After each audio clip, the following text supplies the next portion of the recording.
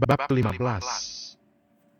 Keesokan harinya di pagi hari Charlie sudah berkutat di dapur karena dia memutuskan untuk memasak agar menghemat pengeluaran. Nana.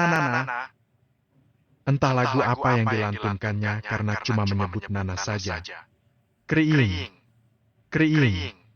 Dering teleponnya berbunyi. Semoga itu panggilan kerja. Segera dia mengambilnya. Tidak ada nama tertera di situ. Hanya nomor saja. Halo, selamat pagi, sapa orang yang di seberang telepon. Dengan semangat Charlie menjawabnya. Ia yakin sepertinya itu salah satu panggilan kerja untuknya. Iya, halo, selamat pagi, sapanya balik. Baik, terima kasih. Jadi kami ingin menawarkan pinjaman uang. Tut. Belum sempat orang itu berbicara panjang. Panggilan diputuskan secara sepihak olehnya. Dengan kecewa dia kembali ke dapur untuk melanjutkan masak. Dasar! Sejak kapan aku mau melakukan peminjaman online? Dia sudah tahu maksud dan tujuan orang itu. Kan gosong jadinya. Kesalnya dan menyalahkan orang tadi karena membuat masakannya gosong. Karena kesal ia akhirnya kembali mengambil teleponnya dan menghubungi nomor yang tadi. Halo! Ucapnya setelah panggilan terhubung. Ya, sepertinya kamu. Gara-gara kau masakanku gosong. Awas kau! Ancamnya. Tut. Langsung saja dimatikannya lagi sambungannya. Sementara orang yang di seberang telepon hanya bisa ternganga bisa-bisanya dia yang terkena semprot. Dari mana kau akan membalas orangnya, Sel? Kau saja tidak tahu nama dan asalnya. Mungkin karena kesal, masakan gosong. Untunglah masih enak dimakan. Setelah selesai ragu-ragu dirasanya masakannya itu ternyata enak walaupun gosong. Sementara di kantor pada pagi hari pria muda tampan itu sedang serius dan tatapannya sangat tajam saat meeting. Semua tidak berani menatapnya, hanya menunduk atau mengalihkan pandangan ke arah berbeda. Rasanya mereka bermasalah jika dipandang oleh cowoknya padahal tidak ada salah. Setelah meeting selesai dia kembali ke ruangannya. Sudah kalian dapatkan kemana dia pergi? Tanyanya pada Erlan.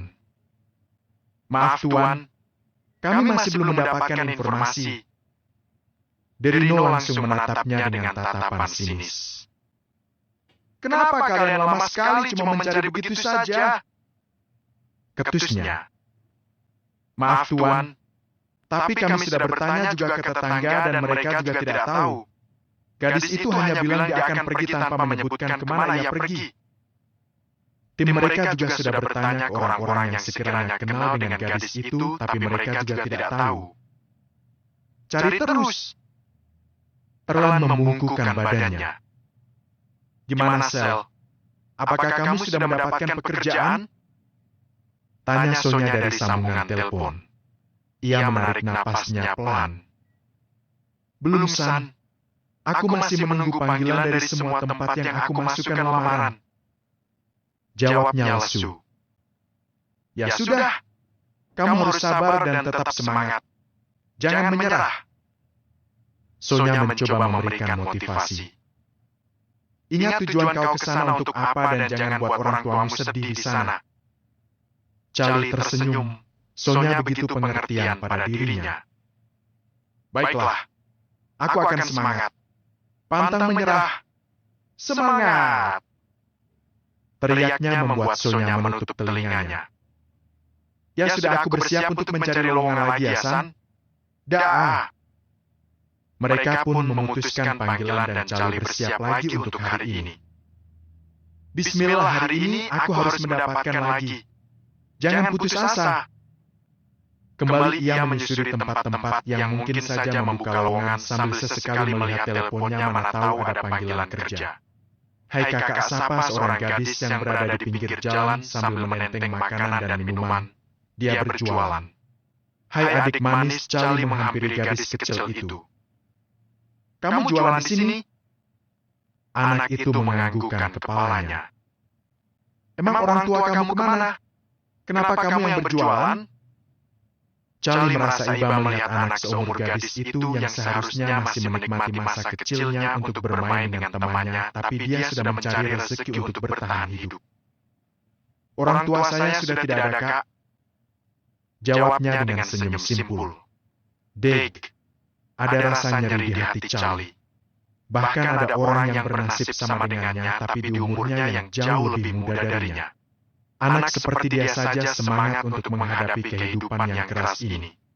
Masa dia kalah kuat dengan gadis kecil, pikirnya.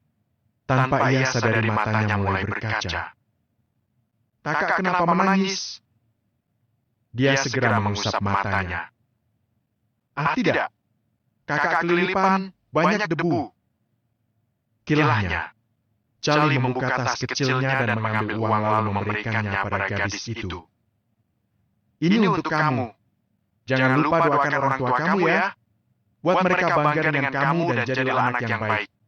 "Terima kasih banyak, Kak." Charlie melanjutkan perjalanannya mencari-cari lowongan pekerjaan. Tanpa terasa hari sudah sore dan dia memutuskan untuk pulang kembali ke kontrakan kecilnya.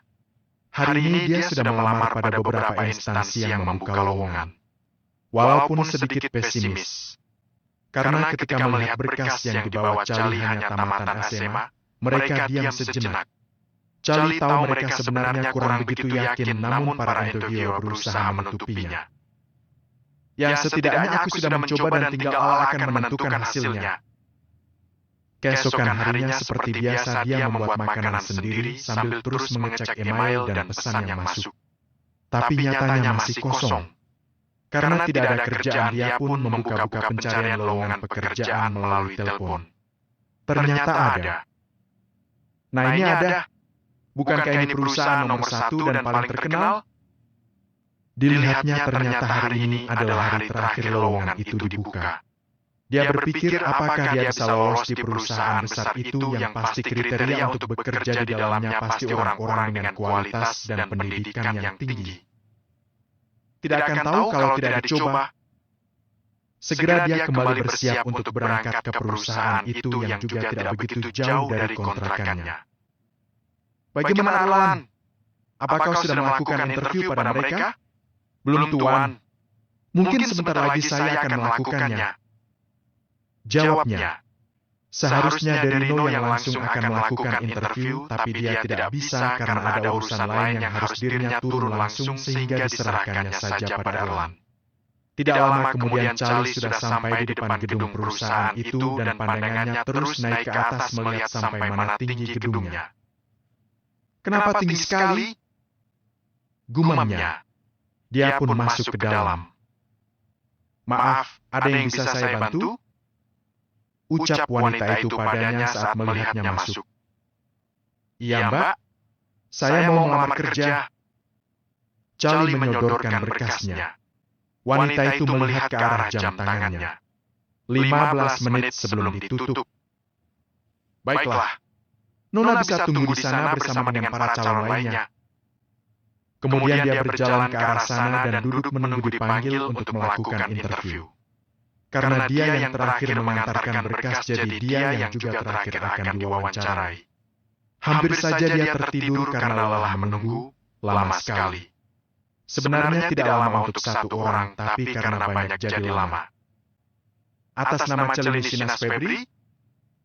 Charlie langsung berdiri ketika namanya dipanggil, ditambah hanya tinggal dia seorang saja di ruang tunggu itu.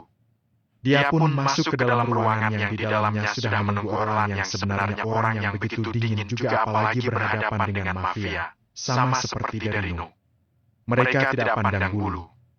Charlie duduk setelah dipersilakan duduk, dan ia mulai diwawancarai. Tak terasa hampir selesai sudah wawancara untuknya dan Arlan kagum dengan jawaban Charlie. Selain bicaranya yang begitu lancar, dia juga terlihat begitu elegan saat mulai masuk ke ruangan itu. "Apakah kamu bersedia jika tidak lolos di posisi ini dan digantikan bekerja sebagai office girl?" tanya Arlan. Charlie diam sejenak dan segera menjawabnya. "Terima kasih, Pak. Saya menyadari kualifikasi pendidikan saya mungkin tidak tinggi dibandingkan yang lain, tetapi dari pengalaman selama saya bersekolah yang sudah saya sebutkan tadi, saya yakin dapat posisi itu sesuai dengan saya. Tetapi jika tidak lolos, Saya bersedia ditempatkan sebagai ofisiero. Jawabnya dengan lancar sambil tersenyum. Sebenarnya dia tidak ingin posisi sebagai OP itu, tapi daripada tidak mendapat pekerjaan sama sekali, pikirnya. Lebih baik diambil saja. Setelah selesai dia keluar dari ruangan itu dan kembali ke kontrakan. Lelah ya. Padahal hanya interview saja. Dia pun memutuskan untuk mandi. Di kantor. Aku seperti pernah melihat dirinya. Gumamnya. Ia mencoba mengingat karena terlalu banyak wajah orang yang ia jumpai setiap harinya jadi tidak mudah mengingat. Saat ini dia masih berada di ruangan itu untuk membereskan semua berkas yang menumpuk. Entah berapa banyak pelamar yang ingin masuk ke perusahaan itu. Siapa juga yang tidak mau masuk dan bekerja di perusahaan nomor 1 itu? Tentu semua mau. Sudah tidak diragukan lagi bagaimana kualitasnya ditambah pasti gaji karyawan di sana sangat memanjakan kantong. Dia sudah memilah siapa saja yang masuk kriteria agar dapat bekerja di sana sebelum diserahkannya pada tuannya untuk diseleksinya lagi. Dilihatnya lagi foto wanita itu dengan teliti dan memperhatikan namanya. Ini bukankah